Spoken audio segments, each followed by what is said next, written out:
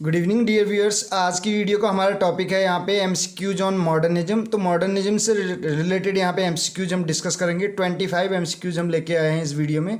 तो पहले हम समझने की कोशिश करेंगे कि मॉडर्निज्म क्या है। मॉडर्निज्म जैसे कि मॉडर्न से बना है, आपको पता है।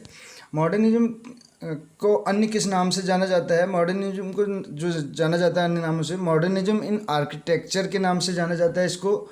और इसके अलावा बात करें तो इसी को इंटरनेशनल मॉडर्निज्म के नाम से भी जाना जाता है, या फिर इंटरनेशनल स्टाइल एक अन्य नाम भी इसका है। और जो मॉडर्निज्म के जो 5 जो एस्पेक्ट्स हैं उनकी बात करें तो इसमें इंडिविजुअलिज्म की बात की जाती है, एक्सपेरिमेंटेशन यहाँ पे यूज किए जाते हैं, एक्सपेरिमेंट किए जाते हैं कहने का मतलब है। थर्ड ऑप्शन बात करें एब्सर्डिटी, यानी कि एब्जर्ड थिएटर के बारे में अभी हम बात करेंगे। मीनिंगलेसनेस ऑफ लाइफ, यानी कि उसके बारे में यहाँ पे बात की जाती है, जैसे वेटिंग फॉर गॉड करके आपने सुना होगा। सिंबलिज्म की बात यहाँ पे होती है, और इसके अलावा फॉर्मलिज्म की बात चलती है, यानी कि फॉर्म देना, किसी चीज़ को एक रूप देना, आकार देना। तो इसमें बात करते हैं। पहला जो क्वेश्चन है इसको हम यहाँ पे देखते हैं। पहले नंबर का क्वेश्चन क्या कहता है, what is the meaning of disillusionment. तो डिसइल्यूशनमेंट की मीनिंग क्या है ये हमें बताना है यहाँ पे। To confirm to tradition, to be optimistic in a world full of cynics, obtaining the American dream, to be disappointed in something that is not as good as you had hoped, यानी कि to be disappointed, निराश हो जाना, in something किसी चीज़ से, कहने का मतलब है किसी चीज़ के लिए क्या हो जाना, निराश या हताश हो जाना। दैट इज़ नॉट, वो जो नहीं है, एज गुड एज, जितना अच्छा हमने जिसकी उम्मीद की थी उतना अच्छा वो नहीं है, तो उसी को क्या कहते हैं, डिसइल्यूशनमेंट कहते हैं। तो ऑप्शन नंबर यहाँ पे डी जो है ये करेक्ट आंसर हो जाएगा इस क्वेश्चन का। बढ़ते हैं नेक्स्ट क्वेश्चन की ओर। यहाँ पे सेकंड नंबर का क्वेश्चन है, what is not an aspect of the American dream. तो सेकंड क्वेश्चन जो है हमारे पास है वो पूछ रहा है कि कौन सा जो आस्पेक्ट नहीं है अमेरिकन ड्रीम का। तो there are endless opportunities, B है respect for the mysterious working of the subconscious mind, C है progress is something that must happen, D है the ultimate triumph of the self reliant. तो यहाँ पे 4 option हमारे पास हैं। करेक्ट आंसर जो इस क्वेश्चन का होगा, अमेरिकन ड्रीम का जो एस्पेक्ट नहीं है वो क्या नहीं है, respect for the mysterious working, यानी कि रिस्पेक्ट उस मिस्टीरियस वर्किंग के लिए, उस रहस्यमयी काम के लिए, ऑफ द सबकॉन्शियस माइंड, किसके सबकॉन्शियस, यानी जिसको बोलते हैं एक कॉन्शियस माइंड होता है, एक सेमी कॉन्शियस, और ये सब कॉन्शियस माइंड की बात चल रही है यहाँ पे। सब कॉन्शियस माइंड की जो वर्किंग है, उस जो मिस्टीरियस वर्किंग है उसके लिए रिस्पेक्ट, ये जो है अमेरिकन ड्रीम का एस्पेक्ट नहीं है। नेक्स्ट क्वेश्चन यहाँ पे देखिए, क्वेश्चन नंबर 3 जो है मॉडर्न राइटर्स ग्रू करके है। तो फ्रेंड्स मेरी आप लोगों से एक रिक्वेस्ट है, अगर वीडियो आपको पसंद आए तो अधिक से अधिक शेयर कीजिएगा, लाइक कीजिएगा, कमेंट करना भी ना भूलिएगा। तो इसमें देखिए मॉडर्न राइटर्स ग्रू ओवर ट्रेडिशनल अथॉरिटी। तो मॉडर्न राइटर्स जो हैं वो ग्रू हुए, कहने का मतलब है उन्होंने किसी चीज़ को बढ़ावा देना, ग्रो जैसे करना। ग्रो की सेकंड फॉर्म जो है तो ग्रू होती है। तो मॉडर्न राइटर्स ने ग्रू किया किसको, क्रूड को, प्रूडेंट को, सिनिकल को, यानी कि बड़े हुए, कहने का मतलब मॉडर्न राइटर्स बड़े हुए यहाँ पे, जो इसकी मीनिंग है। तो किस चीज़ के साथ, क्रूड के साथ, प्रूडेंट के साथ, सिनिकल, ऑप्टिमिस्टिक। तो यहाँ पे बात करें तो जो मॉडर्न राइटर्स थे वो ग्रू किया उन्होंने किस रूप में किया, सिनिकल के रूप में। सिनिकल का मतलब होता है निंदक, यानी कि अनफ्रेंडली, यानी कि एक बोल सकते हैं क्रिटिसाइजिंग वे जो इन्होंने अपनाया था मॉडर्न राइटर्स ने, उसके साथ ही ये ग्रू किया इन्होंने। किसके ऊपर, ट्रेडिशनल जो अथॉरिटीज़ थी। नेक्स्ट क्वेश्चन देख सकते हैं, what did modern writers not decide to make new. Modern writers जो थे उन्होंने डिसाइड नहीं किया किस चीज़ को टू मेक न्यू, नया बनाने का, स्टाइल्स को, थीम्स को, सब्जेक्ट को, सिंबल्स को। तो ऑप्शन नंबर डी करेक्ट हो जाएगा। इन्होंने, यानी कि मॉडर्न राइटर्स ने जो है डिसाइड नहीं किया, not decided to make new symbols.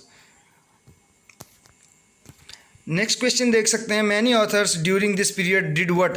तो मैनी ऑथर्स, कई ऑथर्स ने किया इस पीरियड के दौरान क्या किया ये बताना है। Supported prohibition, use romance to entertain, criticize Marxism, live in other countries. तो अधिकतर राइटर्स ने क्या किया during this period, we can say live in other countries, दूसरी कंट्रीज में रहना स्टार्ट किया, यानी कि वो रहे कहीं का मतलब है। डी ऑप्शन यहाँ पे करेक्ट हो जाएगा।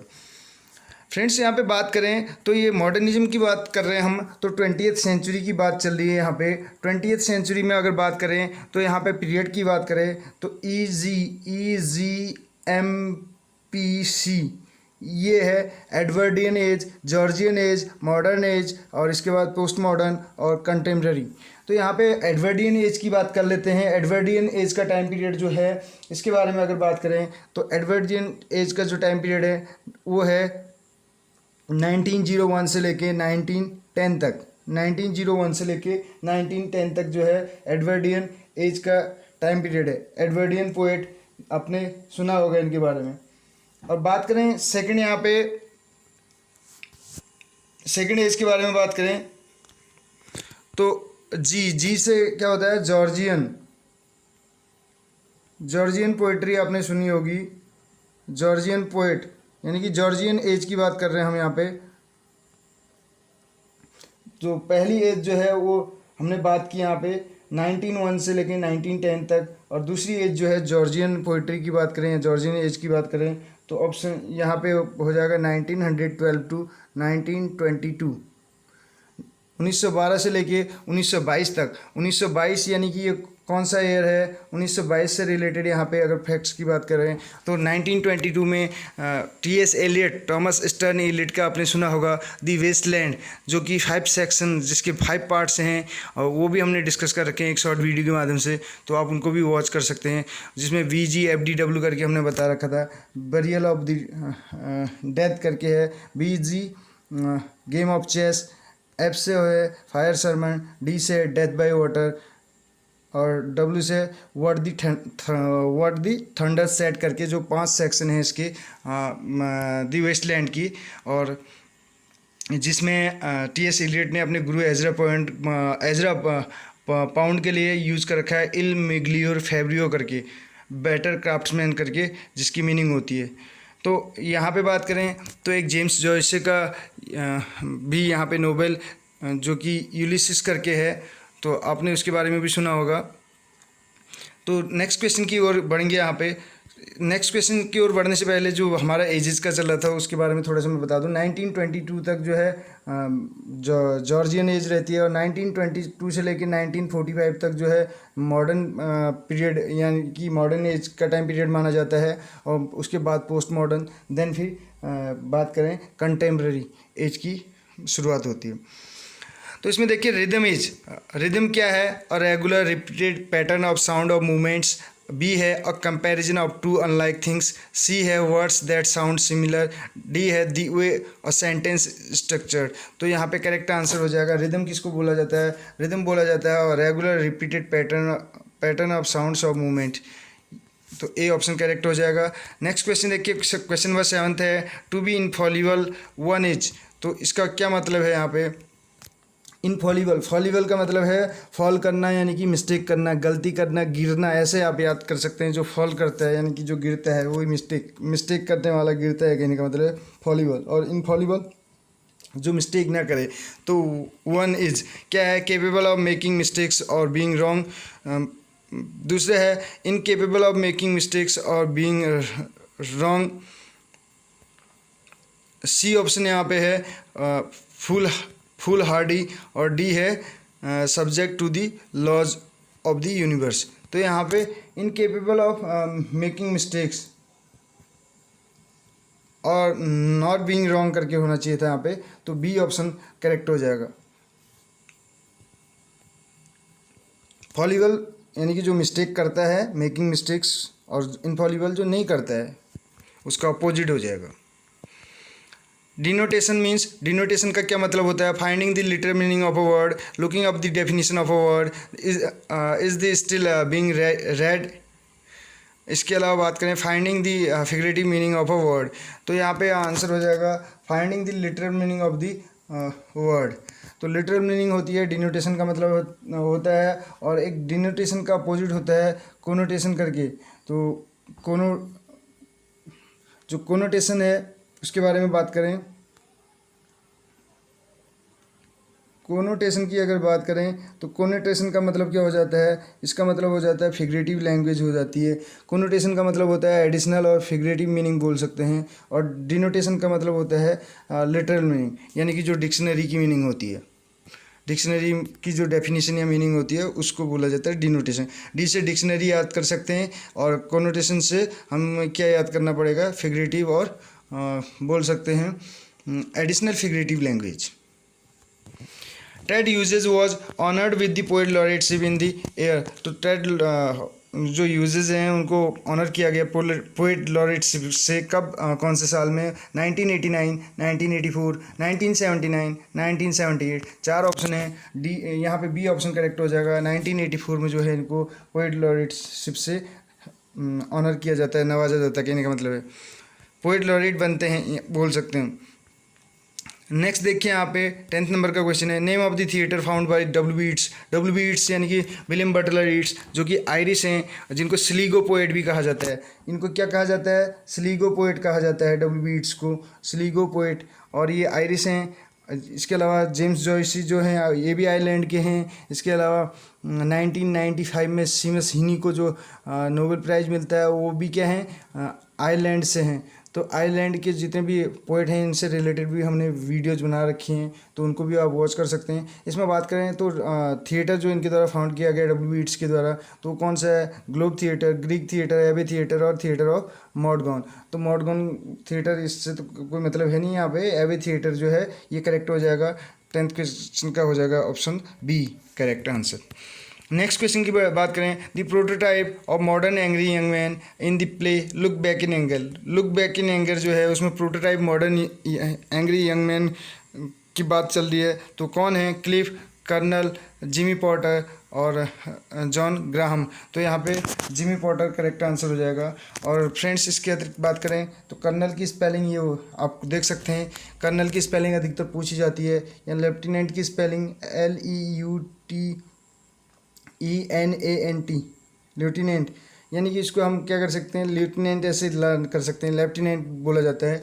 और कर्नल की स्पेलिंग ये है COLNEL।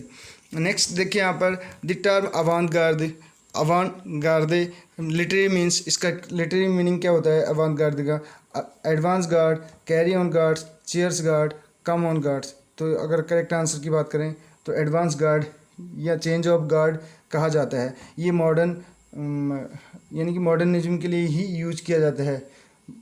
बात करें तो अवांट-गार्ड की, जो मॉडर्न पोएट्री है उसमें ये अवांट-गार्ड जो है यूज किया जाता है।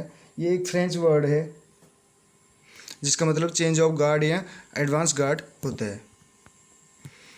नेक्स्ट देखिए, Virginia Woolf belongs to the famous group. तो कौन से फेमस ग्रुप से बिलोंग करती थी, Clapham group, feminist group, London group, Bloomsbury group. तो चार ऑप्शन है, ब्लूम्सबरी ग्रुप से ये बिलोंग करती थी। कौन, अगर बात करें यहाँ पर वर्जीनिया वुल्फ की, तो ब्लूम्सबरी ग्रुप से ये बिलोंग करती थी।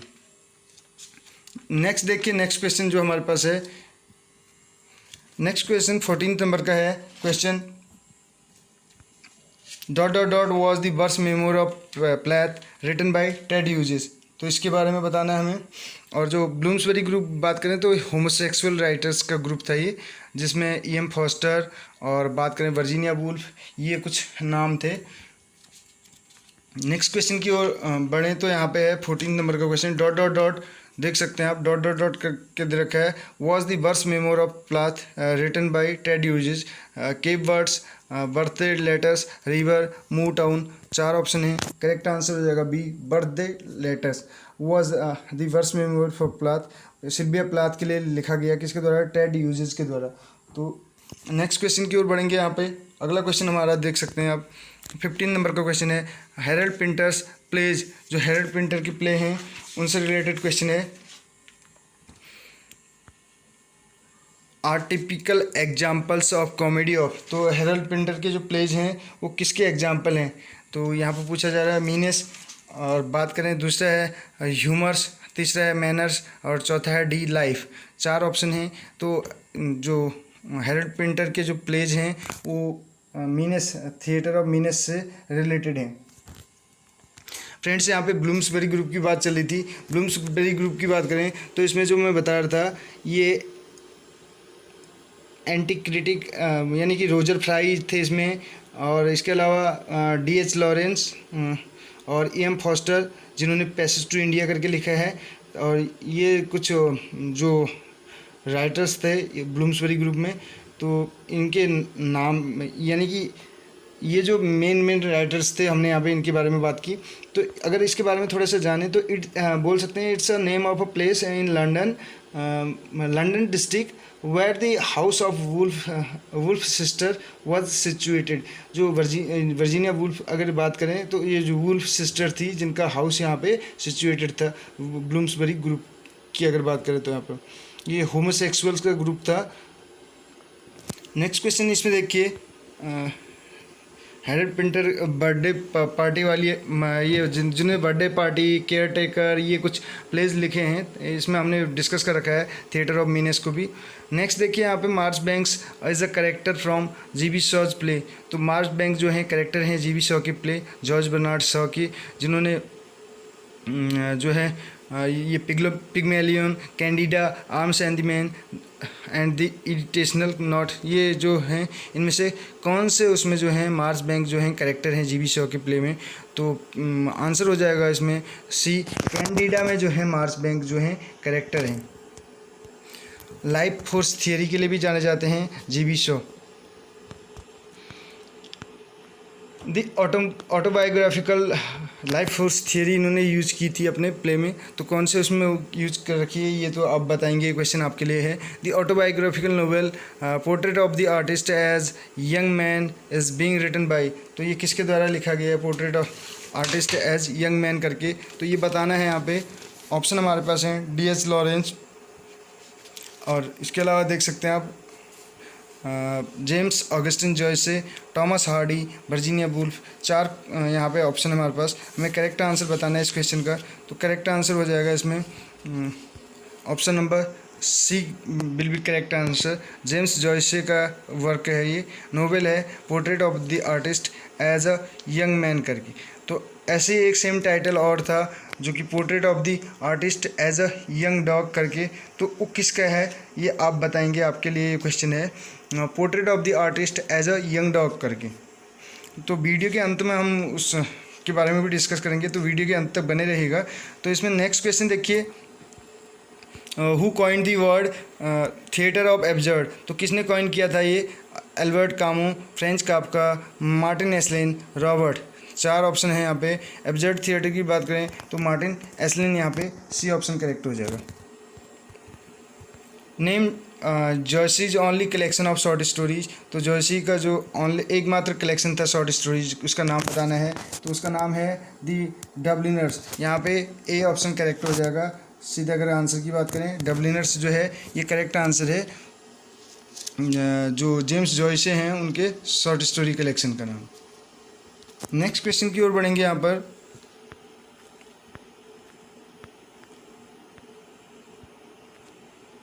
अगला क्वेश्चन देख सकते हैं,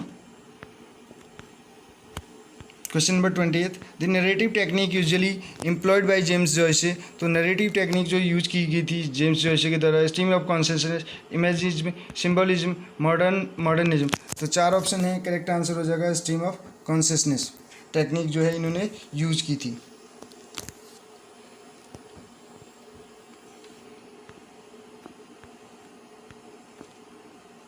नेक्स्ट क्वेश्चन देखिए यहाँ पे, Osborne's look back in anger was first performed in the year, तो जॉन ऑसबॉर्न की अगर बात करें, लुक बैक इन एंगर जो था वो पहले परफॉर्म किया गया कौन से साल में, 1945, 1950, 1954, 1956। 4 ऑप्शन हैं, तो करेक्ट आंसर हो जाएगा 1950।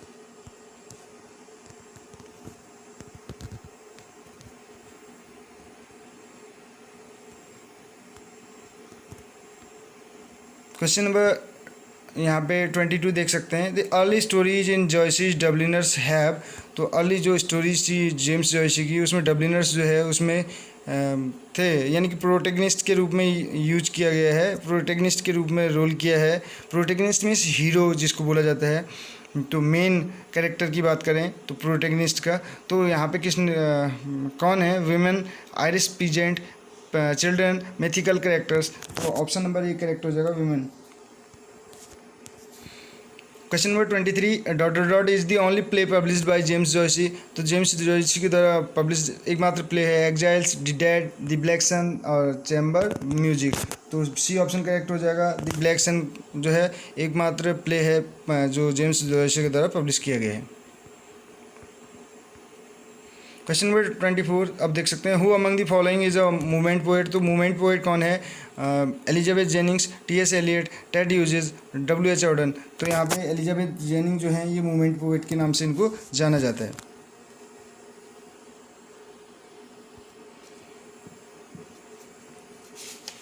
नेक्स्ट क्वेश्चन देख सकते हैं आप यहाँ पर 25 नंबर का क्वेश्चन है, stream of consciousness novel is the product of. तो स्ट्रीम ऑफ कॉन्शियसनेस जो नोबल हैं ये प्रोडक्ट हैं कौन सी सेंचुरी के? 18th, 16th, 17th और 20th। तो डी ऑप्शन करेक्ट हो जाएगा। 20th सेंचुरी का प्रोडक्ट है स्ट्रीम ऑफ कॉन्शियसनेस, एक नरेटिव टेक्निक है ये। नेक्स्ट लास्ट क्वेश्चन है, in Easter 1916 Yeats, W Yeats की बात चल रही है, commemorates dot dot dot in Dublin on 24 April 1916। तो किसको कॉमेमोरेट करते हैं डब्ल्यू ईट्स? तो यहाँ पे ए ऑप्शन हो जाएगा, अपराइजिंग जो है करेक्ट आंसर हो जाएगा इस क्वेश्चन का। तो फ्रेंड्स ये 26 क्वेश्चन थे जो कि हमने यहाँ पे डिस्कस किए। तो हमने कहा था इससे पहले एक क्वेश्चन था जो artist as a young man करके था यहाँ पे, तो सेम टाइटल वाला वर्क जो है किसने लिखा है? तो वो लिखा है portrait of the artist as a young dog करके। तो ये किसका वर्क है ये हमने पूछा था यहाँ पे, ये डिलन थॉमस का है। किसका है? डिलन थॉमस, यानी कि थॉमस बोल सकते हैं हम, डिलन थॉमस। सेम टाइटल है, बस मैन की जगह यहाँ पे डॉग है।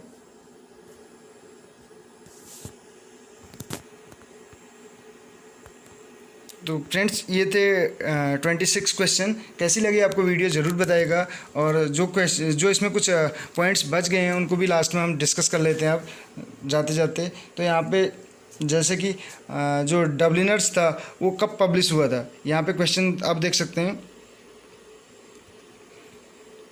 क्वेश्चन की बात करें तो क्वेश्चन यहाँ पे हमें दिया हुआ था डबलिनर्स करके, जो जेम्स जॉयसी का स्टोरी की अगर बात करें,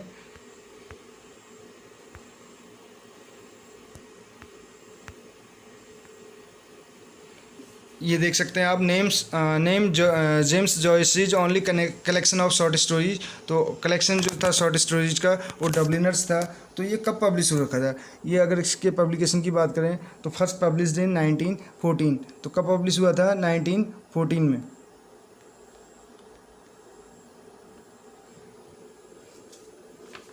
इसके अतिरिक्त यहाँ पे बात करें जो मेन पॉइंट्स हम यहाँ पे बात कर रहे थे मेन पॉइंट्स की, तो इसमें जो 5 एस्पेक्ट्स हमने मॉडर्निज्म की बात की थी यहाँ पे, जिसमें इंडिविजुअलिज्म की बात की थी हमने, एक्सपेरिमेंट्स के लिए जाना जाता है, एब्सर्डिटी यानी कि एब्सर्ड थिएटर जो कि वेटिंग फॉर गॉडेट वाला आपने जॉन ऑसबॉर्न का प्ले सुना होगा, सॉरी जॉन ऑसबॉर्न का है लुक बैक इन एंगर। तो यहाँ पे वेटिंग फॉर गॉडेट सैमुअल बेकेट का है। और इसके अतिरिक्त बात करें तो इसमें सिंबोलिज्म की जो है इसका मेन फीचर है, और इसके अलावा फॉर्मलिज्म है। और जो मूवमेंट बोल सकते हैं, ये जो मूवमेंट है मॉडर्निज्म वाली की बात करें तो इसका मेन मूवमेंट इसके अंतर्गत जो था वो इमेजिज्म करके था, इमेजिज्म मूवमेंट करके, जो कि एमी लॉयल करके थे, उनके नाम पे ही एमिज्म करके ये रखा गया था, एमिज्म के नाम पे ही इमेजिज्म करके रखा गया था। तो मूवमेंट की अगर बात करें, मूवमेंट वाज इनिशियली कॉल्ड, जो ये मॉडर्निज्म मूवमेंट है इसको इनिशियली क्या कहा जाता है? अवांट गार्ड कहा जाता है, जो कि डिस्क्रिप्टिव ऑफ इट्स अटेम्प्ट बोल सकते हैं, descriptive of its attempt to overthrow some aspects of tradition. जो कि क्या करता है, ओवरथ्रो करता है सम आस्पेक्ट्स ऑफ ट्रेडिशन, जो ट्रेडिशन जो पहले से प्रथाएं चल रही है उसके कुछ आस्पेक्ट्स को ओवरथ्रो करता है। और क्या करता है इसमें जो मॉडर्निज्म है ये इटसेल्फ, ये अपने आप में, यानी कि इसके अगर कहाँ से डिराइव हो रखा है ये वर्ड, इसके बारे में बात करें तो ये लैटिन वर्ड मोडो से जो है इसकी उत्पत्ति हो रखी है। मोडो, लैटिन वर्ड जो है मोडो, मोडो से इसकी उत्पत्ति हो रखी है। मोडो का मतलब होता है जस्ट नाउ, जस्ट नाउ करके, मोडो का मतलब होता है जस्ट नाउ। लैटिन वर्ड मोडो से मॉडर्निज्म की उत्पत्ति हो रखी है। और मॉडर्निज्म थियरी की बात करें, जो थियरी है मॉडर्निज्म की वो क्या है, उसमें अगर मॉडर्निज्म थियरी की बात करें तो human beings have the power, इसमें क्या होती है, ह्यूमन बीइंग्स के पास पावर है टू प्रोग्रेस थ्रू क्रिएटिंग और रिशेपिंग द एनवायरनमेंट, यानी कि ह्यूमन बीइंग्स के पास पावर है इतनी प्रोग्रेस करने की, किसके थ्रू, थ्रू क्रिएटिंग और रिशेपिंग, क्रिएट करके, निर्माण करके, या दोबारा से किसी चीज़ को शेप दे के, पुनराकार दे के, किसको, environment, through the use of science, किसके थ्रू, यहाँ पे इन्वायरमेंट को जो है रिशेप किसके थ्रू किया जा सकता है, use of science, technology and knowledge. तो यहाँ पे जो जो मेन पॉइंट्स थे वो हमने डिस्कस करने की कोशिश की। और जाते जाते यहाँ पे हम बात करें फादर ऑफ मॉडर्निज्म के नाम से किसको जाना जाता है, तो रूबेन डेरियो करके हैं, Ruben Dario, father of modernism के नाम से रूबेन डेरियो, इनको जाना जाता है फादर ऑफ मॉडर्निज्म के नाम से। तो thank you so much friends, कैसी लगी आपको वीडियो ज़रूर बताइएगा, मिलते हैं अगली वीडियो में।